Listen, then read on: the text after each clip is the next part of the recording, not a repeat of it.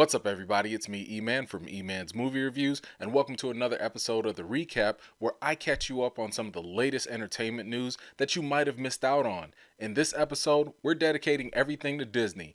I'm talking about from Star Wars to Marvel to Pixar, all of it. They dropped the motherload of announcements on us, and they just basically told us what we can expect from 2021 all the way to 2023 and beyond. Now, I don't have time to go over every single thing, but I am going to try and cover like more of the most important news, a lot of the things that got me excited, and I'll also tell you one announcement that Marvel made that I'm not a fan of. Coming up next.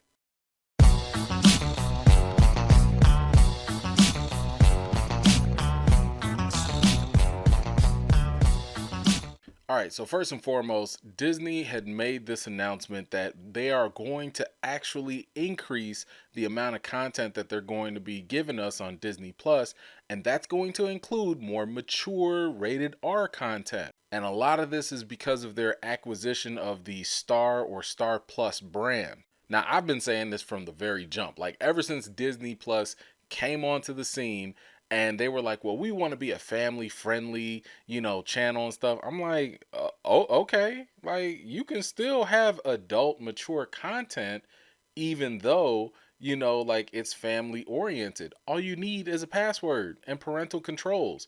Netflix kind of had that figured out. Just copy it. It's okay. And it looks like they're actually going to do that now. So the benefit here is the fact that now they can finally unlock, a lot of the Fox properties that they purchased. So you can watch Alien, you can watch Die Hard, we can watch Logan, and best of all, Deadpool finally has a way to fit into the MCU in a nice way on Disney Plus at that. Now, there is some bad news with this. Disney's going to roll this more mature feature onto their international platform. So us here in the US, we're not getting that.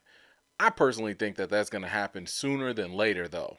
Okay, but now let's talk about some of the Hulu and FX announcements. The Handmaid's Tale season 5 just got the green light. I haven't actually watched the series, but I hear it's like really, really good. Maybe one day I'll hurry up and stream it. Then the Kardashians are actually getting their own exclusive Hulu show, and I definitely don't watch it. I think my wife likes it or whatever, but it's not for me. But I understand they are a money making machine, and that is definitely going to do some numbers for Hulu. Now, what's got me more excited about the Hulu and FX news is the fact that on FX, I believe, there is an Alien series that is being worked on right now. It's said that it will take place on Earth and it'll be like in a not too far off future. Whatever, give it to me. I love everything and anything Alien and that whole franchise. Even some of the worst movies, I'll still sit down and watch them. And yes, I love Prometheus too. So yeah, give it to me. I'll take it. I'm good with that. Moving on to Pixar. Of course, this is usually for kids, but they make the type of movies that adults can enjoy too. And one thing that I'm actually kind of looking forward to is they're going to have a movie that's going to be called Lightyear. And it's going to be about the famous toy from Toy Story, Buzz Lightyear, and show his origin story. And I think the other cool thing about it is I don't know if Tim Allen's gonna play maybe like the older version of him, but like the younger version is gonna be Chris Evans. That's right, Captain America himself is gonna voice the younger Buzz Lightyear. I just love the casting, and I believe that movie is gonna be coming around 2022. Now, that's not all. Disney Studios has a number of other projects that they're working on. One of them is going to be Mighty Ducks Game Changers. Now, I don't know if this is a sequel to the movie or if it's a reboot. Either way, I don't really care. I just want to see the Flying V because I remember when I saw this when I was a kid, I actually really liked it. Like, the movie was cool. I probably watched it on repeat now that I think about it. I mean, I want to see Knuckle Puck. I want to see a Flying V. Give me all of that. And I just kind of think it'd be really cool to watch this with my kids now. Now, there are a number of other movies to keep an eye out, and here are a couple of them. We got Hocus Pocus 2, Three Men and a Baby, starring Zac Efron, Cheaper by the Dozen with Gabrielle Union, Night at the Museum, Chippendale Rescue Rangers, Sister Act 3, The Little Mermaid live action, and The Lion King, which I believe is going to be a prequel and it's going to tell like Mufasa's story, like how he became king. And all of that should be coming our way around 2021 and 2022. Next up, we got Lucasfilm and Star Wars.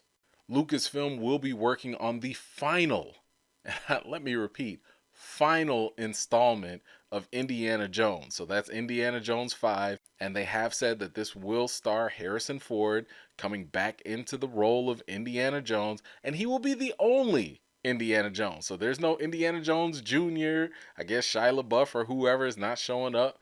It is just Harrison Ford as Indiana Jones. I don't really know how to feel about this. I mean, Harrison Ford's like in his 80s. I mean, do y'all want to see Harrison Ford coming back and cracking that whip all over again? Look, hey, if he still got it, okay, that's cool, fine. I just hope he don't hurt himself on set.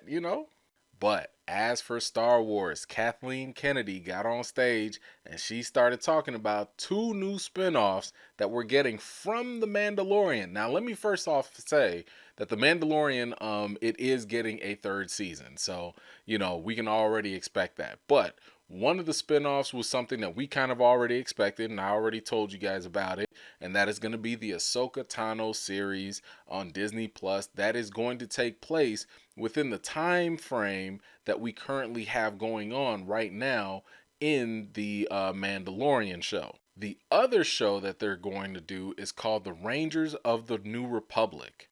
Now, I don't know what that one is going to be about, and we really don't know what the Ahsoka show is going to be about. But what we were told was that both of these stories are going to build up to something, and I'm assuming also with The Mandalorian. So we're going to have these three shows building up to what they call a big climactic story event. So in a similar way that, the Marvel movies eventually all led up to Infinity War and Endgame, I'm assuming they're going to do something similar with the Star Wars shows and build them up to something. What it is, I don't know, but I don't care. This is why I like Star Wars at this point in time, because again, it is paving a new path. No Skywalkers so far, and it is giving us something fresh and new, and I love it.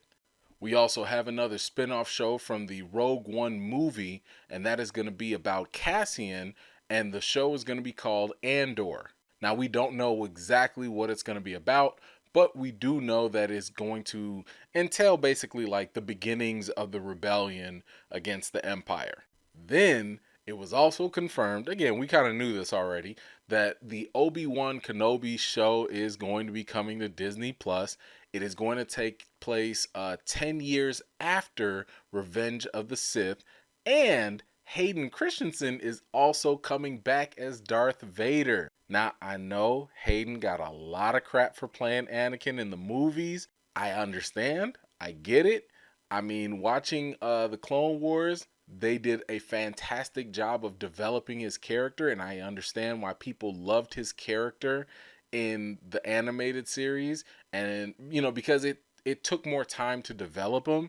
And I think, and I would hope that Hayden will have a chance to kind of like redeem himself in the series, because the trilogy movies didn't do him any favors, right? Like they kept jumping from stuff with him and he was just whiny, crying Anakin, and it didn't do him justice. Like you didn't really see the true progression of his downfall. And I'm hoping that, maybe in this series we get to see a different side of him, obviously a darker side of him, and maybe it'll redeem him and maybe fans will actually like him. On the animated side of things, we also have The Bad Batch coming, which is a spin-off of the fantastic Clone Wars series on Disney Plus. This is going to be about the special ragtag group of clone stormtroopers who take on only the hardest of missions. Then we also have another series which will be like animated shorts, and it's going to be titled Visions, and that will be a mystery thriller about the dark side powers in the days of the High Republic era. And we'll also have another series about 3PO and R2-D2 while they have their own, I don't know, top secret mission or something that only they know about. It was also announced that Wonder Woman director Patty Jenkins is going to be directing yet another Star Wars series, and that is going to be called Rogue Squadron, which I believe is going to follow the story of some fighter pilots. Okay, now we get to go on to the Marvel news. Look, when I tell you they threw so much like Marvel stuff at us, it was just ridiculous. But we got a WandaVision trailer. Hopefully, without any postponements or anything like that, we should finally get WandaVision in January 15th. We learned that the show is going to be directly tied to Doctor Strange 2, The Multiverse of Madness. Kevin Feige also said that Doctor Strange 2 is also going to be directly connected to Spider Man 3. And if you haven't been following the news so far, we already know that like Spider-Man 3 is going to be full of a lot of multiverse stuff. I already shared in the last episode that Dr. Octopus has been confirmed to return. We know that Jamie Foxx is coming to the role as well from The Amazing Spider-Man. It has also recently been reported that the other two Peter Parkers, Andrew Garfield and Tobey Maguire, are currently in talks, so we could just chalk them up as, yeah, they're coming. And they're going to be coming in. And then it was also rumored that Charlie Cox, aka Daredevil from Netflix, is also going to appear in Spider Man 3. I mean, look, if you remember from Far From Home, Spider Man's in some real trouble right now about the death of Mysterio, which I'm not buying. But hey, he's going to need a lawyer, right? But I should also mention that Spider-Man 3 is going to be the final movie that Marvel produces for Sony. Okay, so that means, you remember the whole Sony Marvel deal where Marvel would kind of make the movies for them, Sony would take the money, but that would allow Marvel to use Spider-Man on, in their movies. This is it. Like, this is the final movie that both studios are going to share the character together, at least for the time being. Like maybe sometime in the future they change their mind, something happens. We don't know. Maybe Sony gets bought out and Spider Man comes home. But I believe that this is really going to be a warm handoff, basically, like a passing of the baton where Marvel's going to do like all this multiverse stuff, and Spider-Man is going to live in his own universe, okay? And I do believe it will be separate from the MCU. So it'll be like this, what they call the Sony Marvel universe. That's not the MCU. So let's not get that confused. I know it all says Marvel in there, but there will be the MCU by Marvel Studios, and then there's going to be the Sony Marvel universe. Because again, Sony only has the rights to various Spider-Man and Spider-Man related characters. So after this joint partnership is done, you're going to see only Spider-Man dealing with other Spider-Man related stuff. You're not going to see him with Doctor Strange again. You're not going to see him jumping into the MCU and all these other things. Now, I do believe there is one other movie under contract that Tom Holland can appear in the MCU, but I think that's going to be Doctor Strange 2. So once he does that, I think that's it for him. So anyway, like I said, all this stuff is for right now. And it, of course, can change at any point, but that's just the framework that has been agreed upon by both companies right now, because Sony kind of feels like they can do what Marvel's been doing. They feel like they know, the Kevin Feige formula, and they can take it from here. We'll see about that. Anyway, back to Marvel news. We got another trailer for The Falcon and the Winter Soldier. We also found out that that was only going to be 6 episodes long. And if you haven't already, be sure to check out my reactions to both the WandaVision and the Falcon and Winter Soldier trailers. Well, Kevin Feige also gave a little bit of bad news. He also let us know that Black Widow is still coming to theaters, and that is going to be May of 2021. So, sorry, Black Widow's not coming to streaming. Look, I think that's, again, all situational. I think Black Widow will only come to streaming if the pandemic continues. So if theaters are still closed, and I think at that point, obviously, Marvel's gonna have to think about, okay, do we still push this back, or do we just drop it on Disney Plus? My guess is that they're going to eventually have to drop it if theaters still don't open by the summer of 2021. There is a vaccine out. I don't know who's really taking it, but if the numbers turn around and things look positive, maybe it'll happen. The reason why I kind of think that they might end up dropping it if theaters are still closed is for a couple reasons. One, you're already getting that Marvel ball rolling. Well, by that time, we will already be seeing some of these other shows, and we already see how a lot of these shows are interconnected, right? So you're not about to derail the entire MCU Phase 4 just for one movie. You might as well at that point just drop it. And by the way, we also got a trailer for Loki, which was pretty cool too.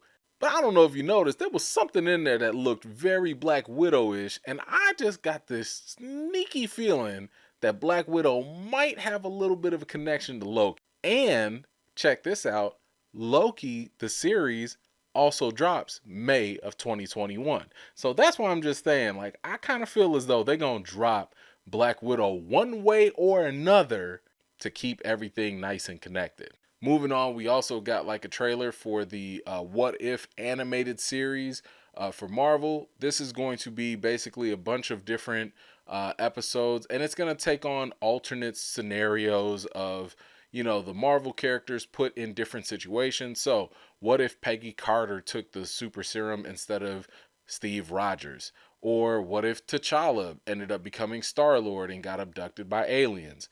So that looks like it's going to be a fun little trip, just to check out different ways or alternate universes. And maybe they play this into the multiverse in some way, shape, or form. We also got some Captain Marvel news.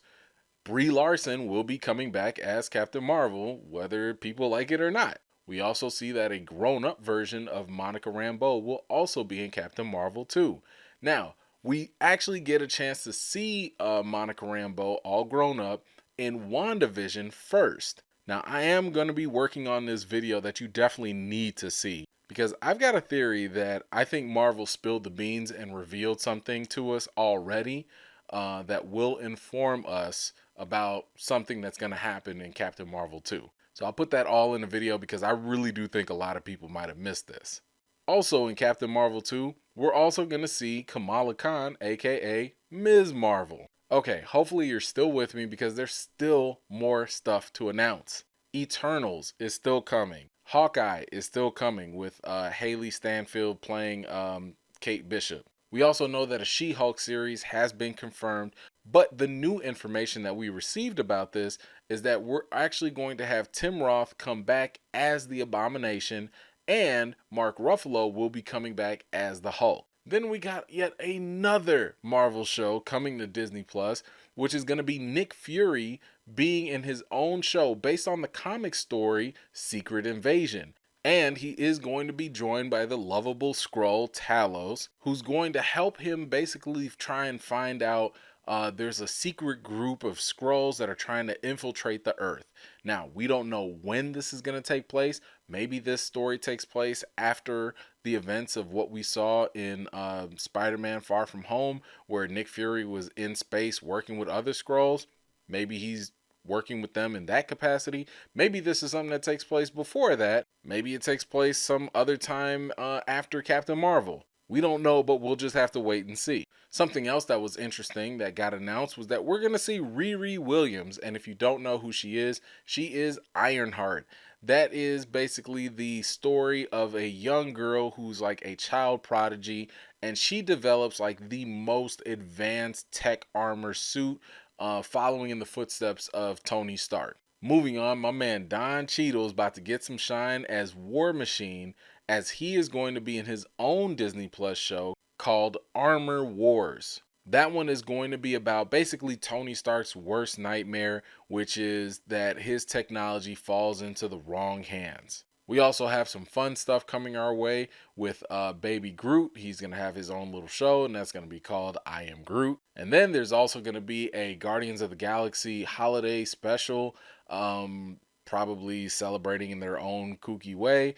And that is going to take place, I want to say, right before Guardians of the Galaxy Volume 3. And of course, James Gunn is coming back to direct those properties. All of those should be coming sometime between 2022 and 2023. But yo, we don't have a lot of information here, but it was announced that we are finally getting the Fantastic Four. All I wanted was, there are two things really, right? I want Fantastic Four and I want X-Men to be handled by Marvel Studios so that we can finally get these things back on track and erase the nasty taste of whatever Fox gave us in the past. The one thing that we do know is that the same director that's been doing the Tom Holland Spider-Man movies, John Watts, he's going to be doing the Fantastic Four movie. Let's see, we've got some other things such as Blade is still coming. Ant-Man 3 now is going to be called Ant-Man and the Wasp Quantumania. It will include a grown-up Cassie Lang, and they are going to have Kang the Conqueror as the primary villain. Alright, so last but not least, we have Marvel's final announcement. And this was in honor of Chadwick Boseman and his passing. Kevin Feige announced that they are not going to recast to the character of T'Challa that was played by Chadwick Boseman. What they will do for Black Panther 2 is continue telling all the other stories of Wakanda and focus on the other characters that we saw in the first Black Panther movie. Well, look, I mean, I get it, right? I mean, you guys, you've seen me. If you've seen my channel, you saw that when Chadwick Boseman passed away, I got super choked up, even started crying a little bit. It hit me kind of hard, you know, like it was just, it was unexpected. It hurt. So, I am all for honoring this man's legacy and the work that he's put through in all these films and stuff all day long. I mean, my support for him is undeniable. However, I am concerned with the move not to recast his character. So let's talk about this. And let me be very clear in what I'm about to say. Because right now, everything is based on very limited information, right? We don't know what the movie Black Panther 2 is going to be about. We don't know the story. We haven't seen a trailer. So it's still very possible that everything can work out in some magical way and make everyone happy. However, like I said, I'm going to go off of what we know right now and how I'm feeling right now with this limited information. So, Kevin Feige said that he wanted to focus on the world of Wakanda and the other characters in Black Panther. And I get it. Some other people have already said, like, hey, for Black Panther 2, let's just go ahead and make Shuri the next Black Panther. And look, on paper, that makes total sense because it did happen in the comics. However, to me, what Kevin Feige said about focusing on the other stories of Wakanda and the other characters in Black Panther, that sounded like, hey, let's take a blockbuster movie and make it about the supporting characters and do some world building. That's almost like if I told you, hey, let's make a Batman movie, but we're not going to show you Batman. It's going to be about the other stories in Gotham, and we're going to highlight all the other characters. Again, not Batman. Oh, and while we're at it, let's make Batgirl the new Batman. I mean, if you want to make a Batgirl movie, just make a Batgirl movie. For me, that's a pass. I don't want to see a blockbuster movie like that about side stories and side characters. I just really don't. In my opinion, that is the function and the purpose of a Disney Plus series. Is that not why we have Disney Plus series? To give side characters more shine, a higher platform so they can get some more visibility? That is why we go do those other shows. Give me a Wakanda show. Give me a Wakanda show with Shuri. I'll perfectly take that. But I just think that a Black Panther movie should be reserved for the character of T'Challa because it's too soon. It's too early. We've barely scratched the surface with this main character because he is the main character. There are a lot of stories that have yet to be told about him. All we know about T'Challa is that he was pretty immature and angry, back in Civil War. And then during the first Black Panther movie, he matured, he grew wiser, and he started to learn how he was going to become a king and how he was going to be a king moving forward. That's all we got. I feel like it's premature to just automatically be like, okay, whatever reason, T'Challa's off somewhere else, or for whatever reason, T'Challa's dead. Like, why? And then we just automatically jump to, Shuri's character. Look, I've already said, if you go back and watch one of my previous recap videos, I believe it was episode 20, I already explained why I don't really believe Shuri is the best Black Panther to have right now. Don't get me wrong. I definitely want to see Shuri as Black Panther in the future, but I think it's too premature. I mean, imagine if we were talking about Thor 1 and then all of a sudden, boom, Jane Foster becomes the new Thor in Thor 2. And we barely even got to learn or see Thor's journey first. Now, after like 3, 4 something movies, it's cool for Thor to go ahead, pass the baton, or whatever. But it's like, come on now. Like, we barely got to know T'Challa. And let me also say this. I cannot sit here in front and act like, I knew Chadwick Boseman on a personal level. I didn't. I never, I met him, I've interviewed him, but even outside of that, like, the most I know about him is the stuff that I've researched about him. So, like, I've watched his other interviews.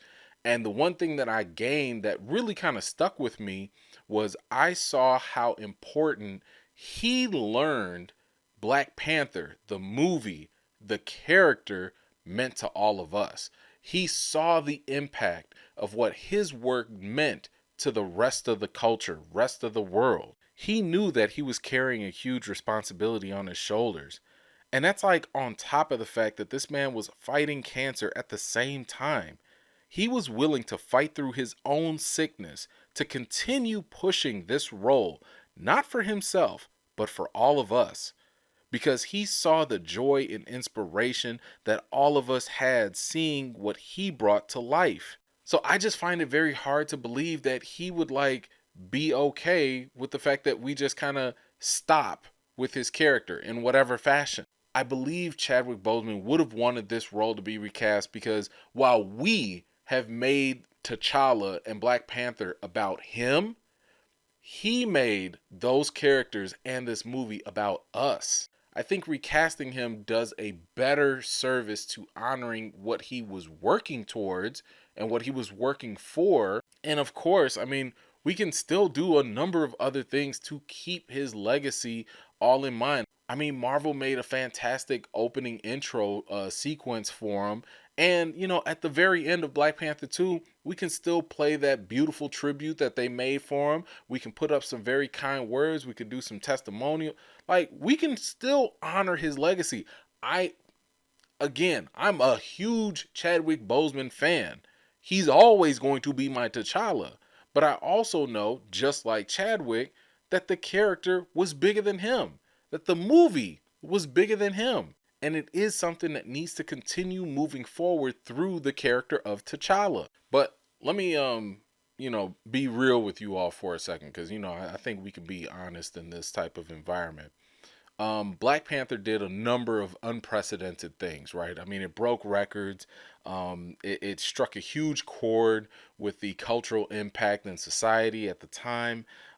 It was one of the largest movies to not only make what it made, but like the budget that it was given was unprecedented for a movie that had an all black cast and all black creatives behind the camera, too. I mean, that's just not something that happens in Hollywood. Now, when you look at other popular characters like a Spider-Man, Superman, Batman, or James Bond, these characters and their movies never have to worry about not being recast or not getting another sequel or not getting another huge budget to make a movie for them. They are allowed to fail. Matter of fact, many of them have failed numerous times, but yet they still get the opportunity and the privilege of being recast and getting reboots and or more sequels.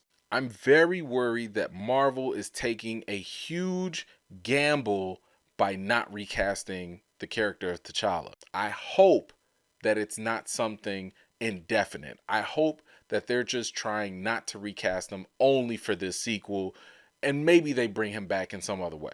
I mean, it's bad enough that in Hollywood and in the movie industry, there's this false stigma that flies around that black movies don't sell or that they don't perform well. I want Marvel Studios to keep that same energy that they would for Spider-Man, Batman, Superman, or James Bond.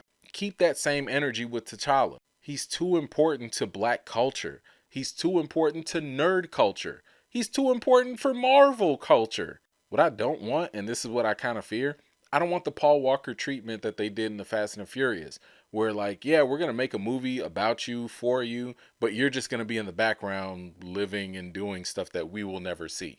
It's not often that we'll have a movie of this magnitude in the future. So yeah, we don't want to risk the chance of taking a mediocre approach with it. We can't afford to mess this up, and that's why I'm concerned. I've waited my whole entire adult life to find something as beautiful and meaningful and relatable as Black Panther. I want that to create a trend so that we can have more stories like this. And the last thing I want is for Marvel to try and jeopardize that. I mean, let's just think about this. If Black Panther 2 is not equally good or better than Black Panther 1, are we going to get a Black Panther 3? If we do, will it even get the same type of budget? Or will Marvel Studios get spooked by the lower numbers and be like, oops, oh well, sorry, guess the first Black Panther was only a fluke? Now, I am not a cynical person. I'm actually more of a glass half full kind of guy. So all I could really do is like really just hold out hope that Ryan Coogler, Kevin Feige, okay, y'all haven't really let me down before, so I'm just, all I can do is hope that you will do this right. I don't know, maybe this whole multiverse thing will create an opportunity for them to bring a new T'Challa in for Black Panther 3. And that way we can get another actor come in sometime down the road. I just really hope that they understand how important not only Chadwick is to our hearts, but also how important the character and the movie is for all of us fans as well. Now, obviously, Black Panther 2, Shuri, I don't care, whoever comes out, I'm supporting it no matter what. But I'd be lying if I said I wasn't worried about it. Anyway, that's all I got for today. Thank you so much for taking the time to watch this entire video with all these announcements. Let me know, which movies are you excited to see? Which TV series on Disney Plus are you looking forward to watching? Let me know in the comments down below. If you're new here and you like what you see, don't forget to like this video, subscribe, and don't forget to hit that bell so you don't miss out the next time I drop a video. I've got more videos and reviews to do for you all, and until next time, I'll see you all later.